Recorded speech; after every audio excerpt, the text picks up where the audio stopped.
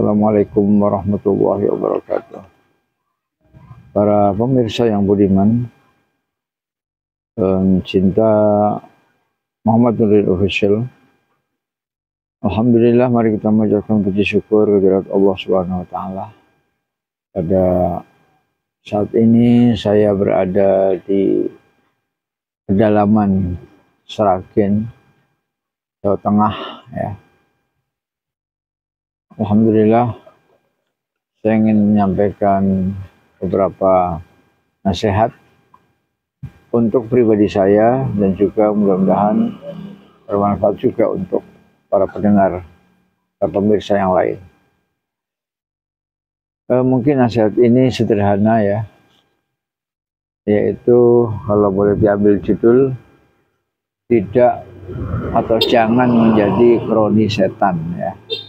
Tidak menjadi kroni setan.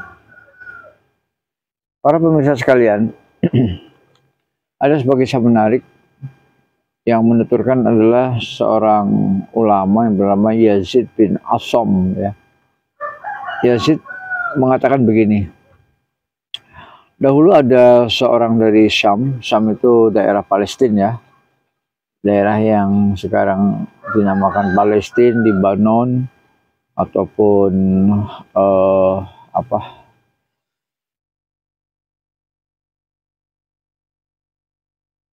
Suriah, itu namanya Syam. Ada seseorang yang kuat. Pada awal mulanya ia menjadi seorang utusan dari Umar bin Khattab ya. Jadi semacam katakanlah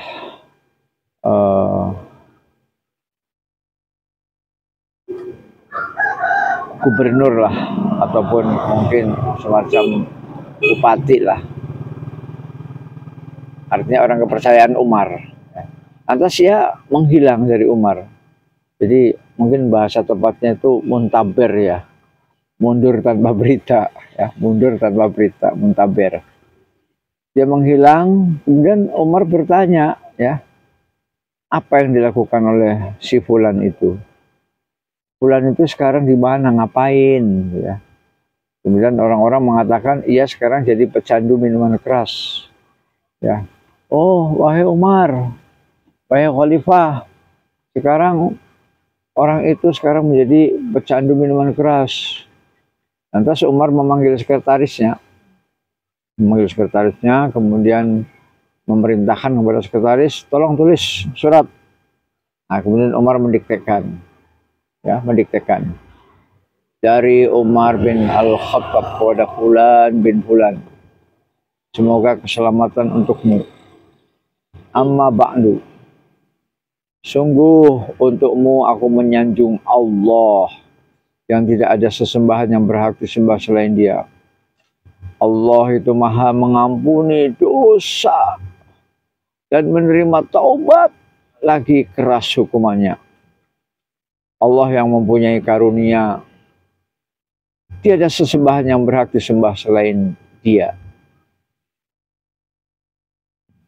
Hanya kepadanya lah kembali semua makhluk. Demikian surat pendek dari Umar kepada orang tersebut. Ya. Kemudian Umar berkata kepada sahabatnya, ya, Ud'ullaha li akhikum ayyuqbila biqalbihi wa ayyatuballah. Ya. Nah, artinya adalah sebagai berikut. Berdoalah kepada Allah. Ya, kalau bahasa kita ya, mas, berdoalah kepada Allah untuk saudaramu agar ia bisa menerima hidayah dengan hatinya. Ya, bisa menerima hidayah dengan hatinya. Lalu semoga ia bisa bertaubat kepada Allah. Ya. Jadi ada dua permintaan. Yang pertama agar bertaubat, dan yang kedua agar menerima hidayah ya. Jadi menerima hidayah dulu. Ketika surat Umar sampai di tangannya, ia membaca surat tersebut dan terus mengulanginya. Ya. Jadi ternyata Jadi setelah surat itu sampai ke tangan orang tersebut, dia baca berulang-ulang. Ya, ia membaca kalimat dari Umar, karena Umar itu menulis surat kemudian dibumbui dengan ayat ya. Ghafiriz zambi wa qabilit taubi syadidil iqab, ya. Itu diulang-ulang ya. Ghafiriz zambi wa qabilit taubi syadidil iqab. Ghafiriz zambi wa qabilit taubi syadidil iqab. Artinya Allah yang Maha mengampuni dosa dan menerima taubat, lagi keras hukumannya. Nah, berarti Allah telah mengingatkanku akan hukumannya dan telah memberikan janji padaku jika mau memohon ampun kepadanya. Ya. Jadi itu makna dari ghafiriz zambi wa qabilit taubi syadidil iqab. Berarti Allah telah mengingatkanku akan hukumannya, ya, yang pasti, dan telah memberikan janji. Allah berjanji kepadaku jika mau memohon ampun kepadanya. Ya. Dalam riwayat lain ada tambahan, falam yazal yurad tiduha ala nafsih summa baka summa naza'a fa ahsanan naza'. Dirinya si orang itu, ya, terus mengulangi bacaan ayat tadi, kemudian ia menangis, ya, kemudian ia sekarat dan dengan akhir yang baik, ya. Jadi ayat itu diulang-ulang sampai banjir air mata, sampai akhirnya Allah mencabut nyawanya, ya, sampai akhirnya Allah mencabut nyawanya. Falam yazal yuraddiduha ala nafsih summa baka summa naza' fa ahsanan naza', ya. Ketika berita meninggalnya orang tersebut sampai kepada Umar radhiyallahu anhu, ia pun berkata, hakaza fasna'u idza ra'aitum akhakum zallatan fasaddiduhu wa waffiquhu wad'ullaha lahu ayyatuba alaihi wala takunu awanan lisyaitani alaihi, ya. Artinya demikianlah yang harus dilakukan, ya. Nah, jadi yang benar seperti itu. Jika kalian melihat saudara kalian tergelincir pada suatu kesalahan, maka tunjukkanlah ia ke jalan yang benar, ya. Jadi kalau kita melihat saudara kita ada di dalam kesesatan, kesalahan, maka kita segera menunjuki, mas, yang benar begini loh mas. Yang benar uang itu diinfakkan. Yang benar uang itu dibelanjakan untuk istri, untuk anak, untuk keperluan makan, minum, sandang, pangan, papan. Uang itu bukan untuk judi loh mas, bukan untuk judi, bukan untuk berhala, ya. Jadi demikianlah yang harus dilakukan. Jika kalian melihat saudara kalian tergelincir pada suatu kesalahan, maka tunjukkanlah ia ke jalan yang benar dan ajak ia pada kebaikan, ya. Ajak, ya. Uang sampean mas, sayang betul kalau dipakai untuk judi, sayang. Lebih baik sampean belanjakan untuk keluarga sampean, untuk persiapan kuliah anak sampean, untuk masa depan, ya, untuk persiapan haji, umroh, untuk kuliah, ya, untuk buat usaha. Nah, ya. Kemudian ajak ia pada kebaikan, berdoalah kepada Allah untuknya agar dia bertobat kepadanya, ya. Jadi saudara kita didoakan agar dia bisa bertobat, ya. Dan janganlah menjadi kroni, ya, menjadi kawan dekat setan untuk menyesatkannya. Jadi itulah yang seyogyanya kita lakukan apabila kita punya kawan, punya saudara, punya teman, punya sahabat yang ternyata dia tergelincir. Baik tergelincir dalam dunia perzinaan, baik tergelincir dalam dunia perjudian, online, onjol, ya, baik tergelincir dalam dunia bekal membekal, ya, curi mencuri, garong menggarong, ya kita nasihati, ya, dengan kata-kata yang bijak, ya, diajak berpikir, Mas, sampean apa nggak sayang tah sama istri dan anak? Istri dan anak belum bisa makan tuh, istri dan anak belum bisa bayar SPP tuh, ya.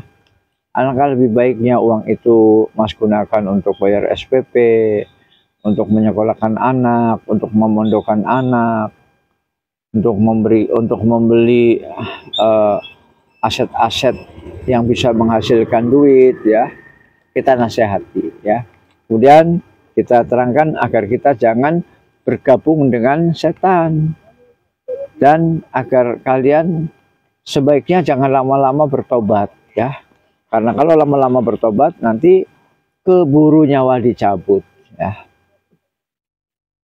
Para pendengar sekalian, para pemirsa yang berbahagia, tetap di atas ketaatan adalah nikmat yang besar yang diberikan Allah kepada seorang hamba. Allah berfirman menyebutkan keutamaan istiqomah dalam firman-Nya, ya.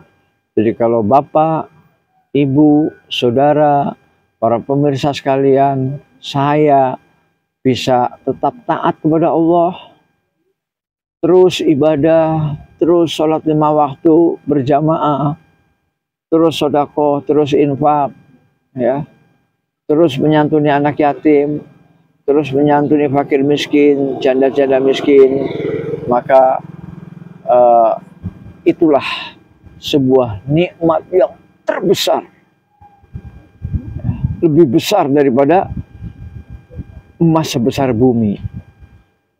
Emas sebesar bumi, ya, itu semuanya tidak ada apa-apanya dibandingkan dengan kenikmatan kita bisa sujud, bisa ruku, bisa bertasbih, bisa bertakbir, bisa memuji Allah, mensucikan Allah, membesarkan Allah, ya.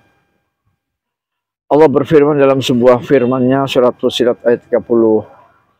A'udzu billahi minasyaitonir rajim. Innal ladzina qalu rabbunallahu tsumma istaqamu tatanazzalu 'alaihimul malaikatu alla takhafu wa la tahzanu wa abshiru bil jannati allati kuntum tu'adun. Artinya, sesungguhnya orang-orang yang mengatakan, orang-orang yang mengucapkan, orang-orang yang berikrar, Rabbunallah, Tuhan saya Allah, pencipta dan pengatur saya Allah, ya. Sumastaqamu, kemudian dia beristiqomah, dia tekun ibadah, tekun haji, tekun umroh, tekun untuk membayar zakat, tekun untuk sedekah, tekun untuk amar ma'ruf nahi mungkar, ya.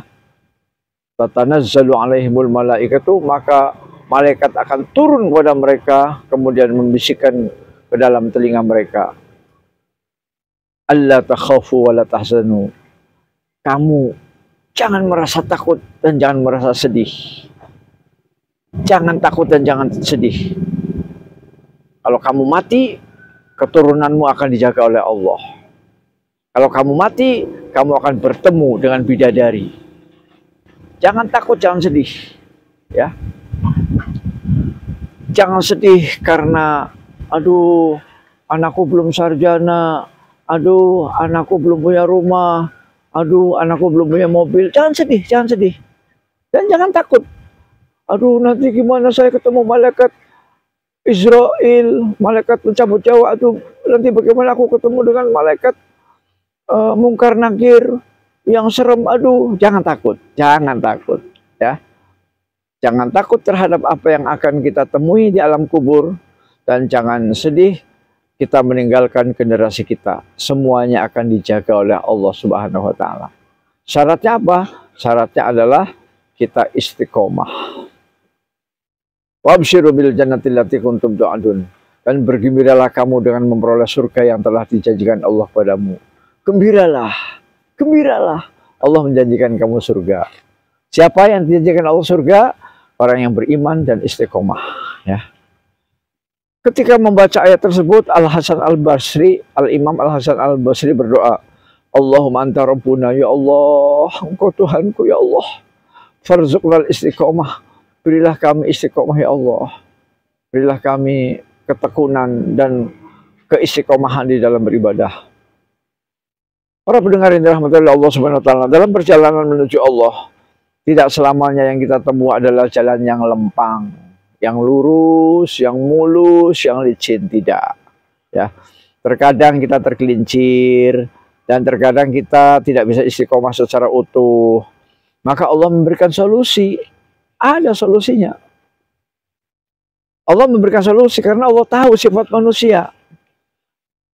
Atas ketergelinciran yang mungkin terjadi, Allah berfirman, "Qul innama ana basyarum mislukum yuha ilayya annama ilahukum ilahu wahid fastaqimu ilaihi wastaghfiru."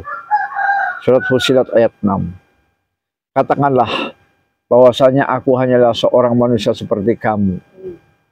Muhammad, katakan, sampaikan bahwa aku adalah manusia seperti Anda. Diwahyukan kepadaku, aku mendapatkan wahyu bahwasanya Rabb kamu adalah Rabb yang esa. Maka tetaplah istiqomah pada jalan yang lurus menuju kepadanya dan mohonlah ampun kepadanya. Jadi tetap istiqomah dan terus beristighfar. Astagfirullah wa atubu ilaih. Astagfirullah wa atubu ilaih. Astagfirullah wa atubu ilaih. Astagfirullah wa atubu ilaih. Terus beristighfar, ya. Nah, itu adalah solusi yang manusiawi. Kenapa saya katakan solusi yang manusiawi? Karena mungkin pada saat-saat tertentu kita tergelincir.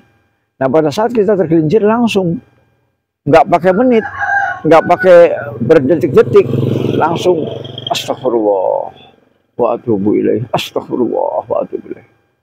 Ibnu Rajab menjelaskan ayat tersebut merupakan isyarat bahwa seringkali ada kekurangan dalam keistiqomahan kita. Maka kekurangan tersebut harus ditutup dengan istighfar, memohon ampunan kepada Allah.